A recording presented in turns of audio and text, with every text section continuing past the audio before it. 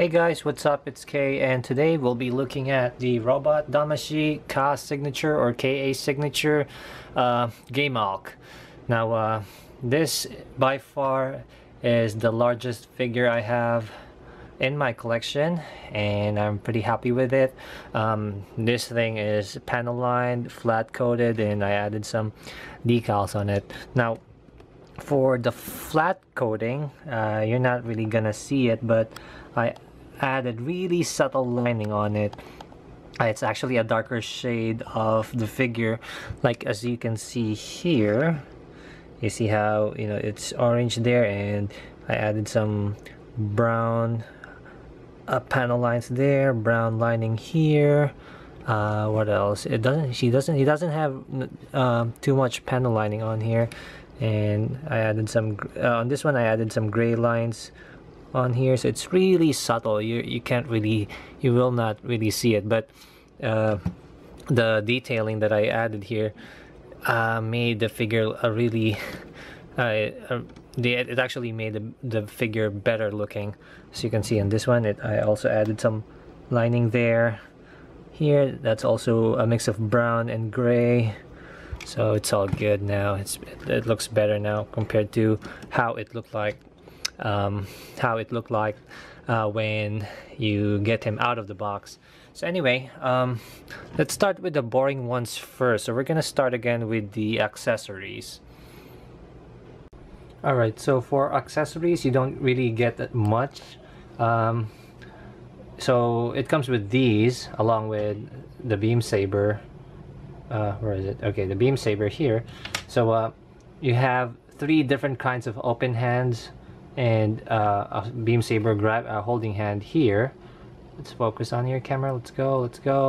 All right, so you have an open palm, a grabbing hand for its beam sabers, and 3 different pairs of open palm hands. Now this right here, I think it's pretty stupid. The way this works is that this first pair, as you notice, it's the thing, or the hand, or the fingers, I guess, is facing a little bit upwards there. Let's focus on it. Okay, so it's facing upwards, and then the second one here, if you notice, it's facing straight. And then the third one, this one is the more relaxed hand. So let's see, let's focus on it. So this one is more relaxed. So I think this one is pretty stupid, because they could have, I guess, made it articulated. That way we'll just move this. Maybe it's on a hinge. It's just a waste of thing. My dog is barking. 1 second. Alright, sorry about that, guys. So anyway, moving on. So we're done with the hands. Now he has 2 child funnels.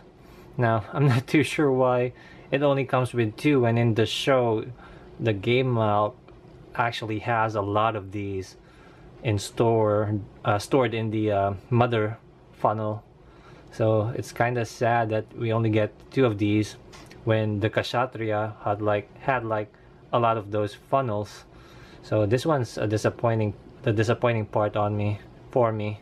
So next is you get 2 of these option parts for the eyes. The mono eye, again, facing on the left. This one's facing on the right. The other one is facing on the right. Now again, this is a stupid accessory for me, when they could have just made the mono eye articulated, or at least you can move it around, like maybe the Super HCM Pro Zaku had that feature. So yeah. So anyway, those are done. Let's move on to the figure. Okay, so let's move on to the figure. Now, one of the reasons why it only comes with a bunch of hands is that the unit itself is already a weapon. It's pretty much a weapon already. If you notice, he has a beam cannon here, some beam cannons as well here. He also comes with some beam cannons here. So you can see that pops up. So we have 2 of those, and you have the mother funnels stored in the back, and then his hands is actually beam cannons as well, so the whole thing is just a weapon already. So anyway, let's move on to the articulation. So the head can go up that far. Okay, it can move up that far. It won't go down, but that's fine. It can look left and right, not 360 because the mouthpiece is actually blocking the shoulder armor there, but that's fine. We really don't need it to go 360. Now for the arms, the shoulder can move up and down and can go, I guess, 360, and then can go up that far, and then it has a arm swivel below the shoulder, and it can bend a 180-degree bend there. And for the hands, it's on a ball joint, so it will wiggle around and rotate. And let's see, what else do we have here? Not sure what mechanism is this. I don't want to take it apart because I might break it, but I think it's a ball joint there, or maybe a double ball joint, because you can see it can rotate, and it has a little bit of ab crunch there, and it can go side to side. The front skirts is in a separate connection, so it can go. I think this one's a ball joint. There's a ball joint here, and then another ball joint here, so those two parts will wiggle around, but we don't have to make it wiggle. I'm not sure why would you do that. And so like just like that. All right, so you can do that one. So pretty much what I do is just, you know, open that up, close it, that's it. You don't have to play with that front skirt too much. Now the side skirt, let's see, it's on a ball hinge, so what it can do is just that, and it can wiggle around, but there's not much room to do it, but it can do that as well. Legs. All right, for the legs, let's see. All right, for a big figure, that's pretty impressive, right? All right, can do that as well. It has a thigh swivel. It's actually hidden at the back, but it has a thigh swivel there. As you can see here, it's being exposed. Yep, there's a thigh swivel there. It has a 180 bend as well here. That's pretty impressive. And the leg, if you move up the front skirts, it will go up that far. And let's see, I don't think it will move back because the back skirt is blocking it. And what else? This one, the cannon here, it will open up, move down, feet will go down, and I think this has a separate piece here. There you go. I'm not sure what's the use of that, but you can do that as well. And let's see, there's two more feet parts here, foot parts here. That has a separate articulation, so that's good. That, like, they don't really have to include it, but it's there, so that's nice. The back skirt will move up and down, and this one, the thruster, is gonna do a rotation there just a little bit. Now for the backpack, it will move down, it will move up, and this will also rotate, so you can see, and then you can remove this too, just like so. This is another accessory, which is I guess one of its main features. Now I know there's a gap there. Now what you do is that if you looked at the accessories part earlier in this video, he comes with this one. Now this one is the nozzle, I guess, of the mother funnels. The way you do it is that you just peg it in there. Let's see. It's my first time doing this since I've never messed with it. Yeah, there we go, something like that. Let's see. Fuck it. There we go. Yeah, so yeah, that's how it goes. So pew pew pew, it's gonna shoot like that one, and you have two of these. Also, another feature of the Geymalk is that its knee armor here, you can actually remove them, and it comes with a beam saber effect. You get two of these, and all you have to do is just peg this in, just like so. Let me just remove the... Okay, just peg it in, and then grab the beam saber holding hand, and it's pretty hard to use, but that's how you do it. Come on, Geymalk. Okay, let's go. There we go. So that was hard. Okay, so that's how he holds his beam saber, and I don't really use this, so whatever. All right, what else do we have here? Oh yeah, for the waist articulation, it can go left and right as well. Not sure if I missed out on anything. Hopefully not, because I don't want to edit additional pictures on my videos. So I hope I covered everything. Yep, I think I covered everything. All right, so one last thing, because I never messed with the figure, so it comes with these. There we go. So he comes with a stand. So here's the, just like the Kashatera, it comes with a stand, but this is more like a GFF stand. So it's very similar to GFF based stands. So you get the base for the stand, you get the thing here, and then another beam saber effect there. You get two pairs of extra horns or fins for the Geymalk, and you got the crotch connector here, and that's it.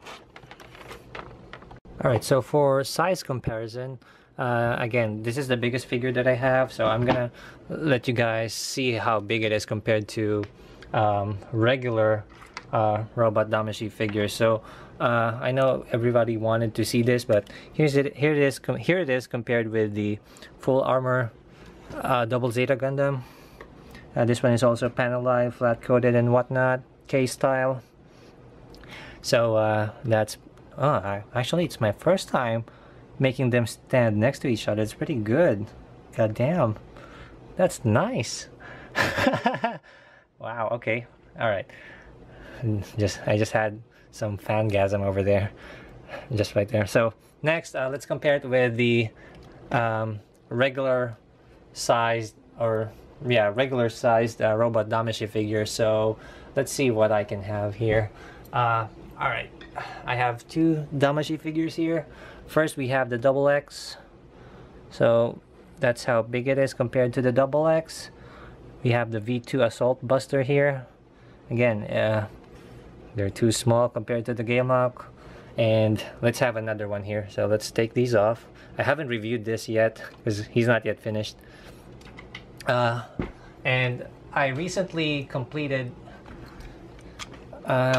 another figure, which I'll be reviewing soon, maybe next week. So here's the a gift. This is actually a gift from my wife, coming from my wife. But yeah, this is the robot Damashii Hainu Gundam. So as you can see, he still towers most Damashii figures. So he's pretty big. So yeah, so that's that. I tried to make my reviews as fast as possible, but cover everything at least. So all right, so that's done. We covered the accessories, the articulation. So what we'll do now next is gonna be my whole feedback on this figure. All right, so for the verdict and I guess feedback, I'd recommend this figure for any Gundam Double Zeta fan, but it's not something that I would recommend to a person who's starting on a robot Damashii collection. Reason for this is that mono-eyed units is not something that can be appreciated by a lot of people, because it's just the proportions are just different from, you know, from the ones that we are used to, like let's say the Gundams or the GMs. But as for, you know, these kind of designs, it takes time, or it actually grows on you, so it's not something that I'd recommend easily. Plus the price point of this thing is pretty pricey, so it ranges from 15,000 to 18,000 yen depending on the seller. Now the only thing that I am disappointed at is actually the amount of accessories. Now the hands are okay, but like I mentioned earlier, they could have changed the hands to, you know, they could have, you know, added a hinge there, that way you don't have to swap the hands. And also they could have added more child funnels, because I think it's pretty stupid that the Robot Damashii Kshatriya, which was a regular release, had an awesome accessory. Actually, it comes with some clear stands, it comes with beam effects, it comes with a lot of funnels, and then we have this guy right here, which is a web exclusive, so it's pricier than, or it's actually more expensive than the Kshatriya, but then you just get two of the funnels, which is, I think, it's pretty disappointing. But other than that, I honestly love this figure. It's huge, like the size is just awesome, and it really looks great. As you can see, it was my first time earlier pairing it up with the Double Zeta Gundam, and it looks good with the Double Zeta Gundam. So I'd recommend this to any Zeta fan or Double Zeta fan. But as for the ones who are interested on this, it's really gonna depend on how bad you want the figure. So overall, I'd give the figure a 4.5. The only reason for this is because it lacks the child funnels, but everything else, it's pretty awesome. It's good. It has good articulation, good height, good detailing, and yep, that's it. All right, thank you guys for watching, and I'll see you guys on the next review.